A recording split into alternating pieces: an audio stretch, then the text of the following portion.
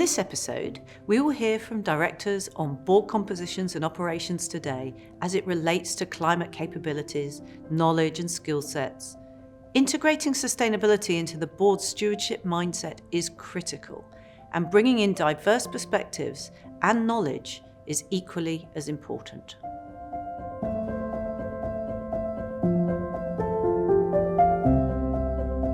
So in terms of the competencies around climate on boards, I'm seeing broad education that is helping sort of raise the level of all of us, including myself. So there's been numerous board education sessions in all the boards that I'm on, with different topics and different focus. And so I feel like that has been important in terms of trying to raise the level. I think most diligent board members as well are educating themselves as much as possible. First of all, we can hire deep experts, plus the organization's management usually will have expertise that you can rely on as well. But I am very much in favor in terms of raising the overall level of competencies across the board table. And so what I've seen is lots of external type courses, publications.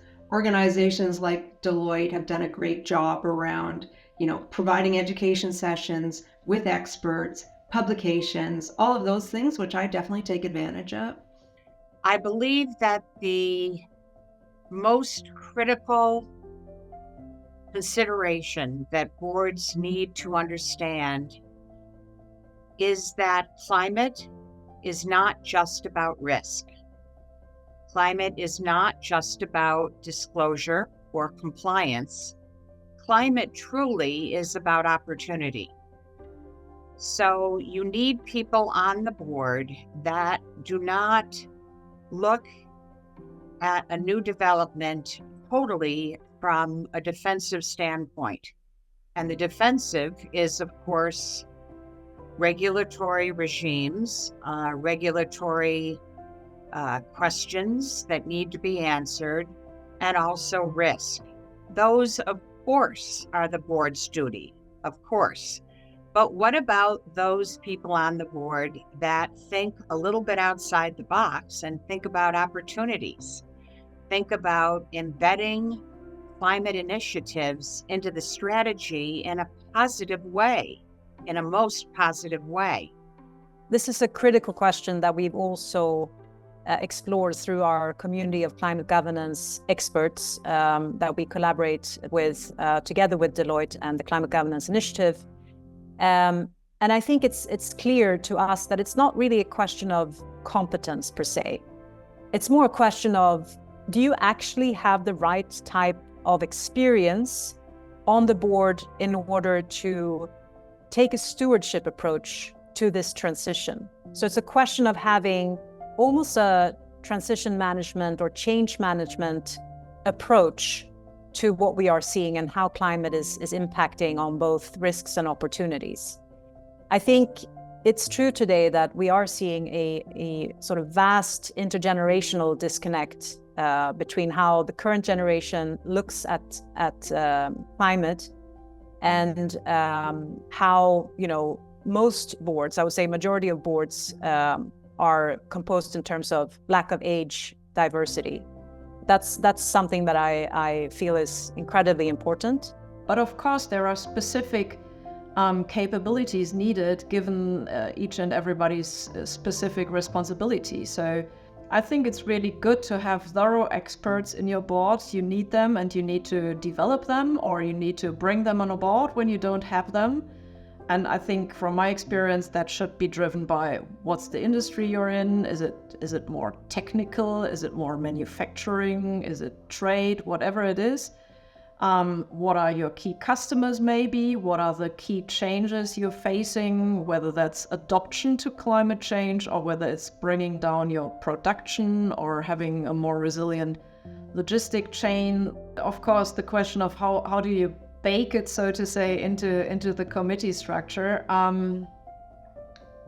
As said, I'm not a super fan of having an ESG committee. Nevertheless, I think there are a couple of topics where it should be allocated, or where those that are running the ESG portfolio within the board are really being part of. Number one, of course, anything that is related to strategy, planning, and capital allocation. That might be the audit committee, that might be also, if there is a separate strategy committee. Definitely when you think about remuneration, I think one of the things where we also saw great advancement over the last years was the combination of ESG elements and financial targets in boards' remunerations.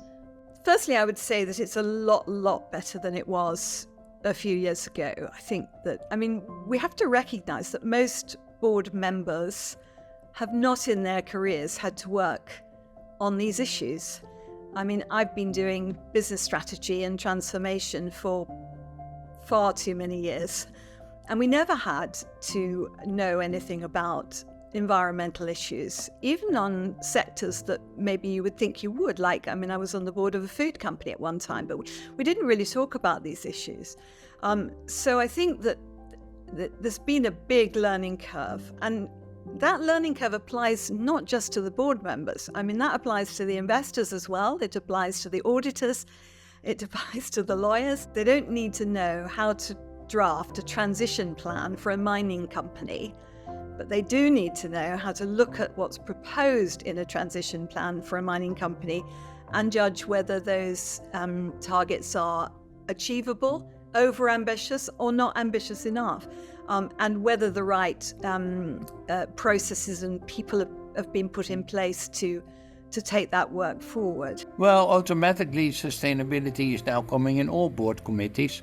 In the nomination committee, appointing new board members, appointing a new CEO, CFO, somebody who has an interest, an understanding of a broader stakeholder interest, including sustainability, is an element of the choice of your new board members or CEO.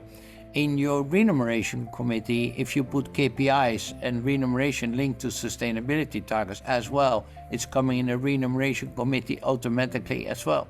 In the audit committee, increasingly, with the current reporting guidelines, sustainability should be an important element in the audit committee, and even the auditors need to sign off on your sustainability report.